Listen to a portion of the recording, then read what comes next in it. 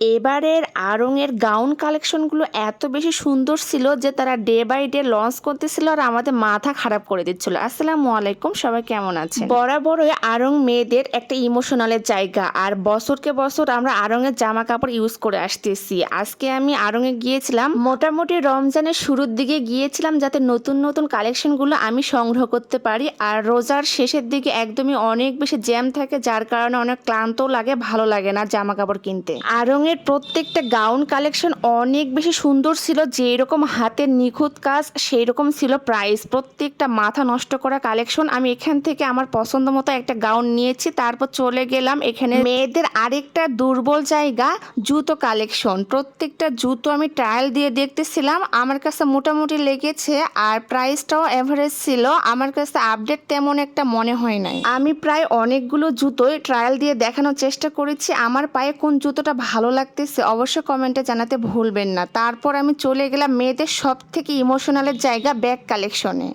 এবারে আড়ং-এর মধ্যে bag collection অনেক বেশি সুন্দর ছিল। প্রত্যেকটা পার্স অনেক বেশি সুন্দর আর নিখুঁত ছিল কাজ। আমি মোটামুটি অনেকগুলো পার্স দেখানোর চেষ্টা করেছি, আমার কাছে অনেক বেশি ভালো লেগেছিল গিফটের জন্য। এই গোল্ডেন কালারের পার্সটা অনেক বেশি সুন্দর ছিল, একদম পুঁতি দিয়ে কাজ নিখুঁতভাবে। তারপর ব্ল্যাক কালারের এই গর্জিয়াস পার্সগুলো অসাধারণ ছিল। অনেকগুলো পার্স কালেকশন দেখার পর চলে গেলাম একটু বড় সাইজের ব্যাগ কালেকশন দেখার জন্য। এই দুটো ব্যাগ আমার কাছে অনেক বেশি ভালো লেগেছিল, কাজের দিক থেকে বলতে গেলে অসাধারণ ছিল, নিখুঁত একদম। প্রাইস মোটামুটি 3000 প্লাস ছিল। ফুল ভিডিওটি যদি কারোর কাছে ভালো লাগে তাহলে অবশ্যই ঈদের আগে আপনি আড়ং-এ ভিজিট করতে পারেন।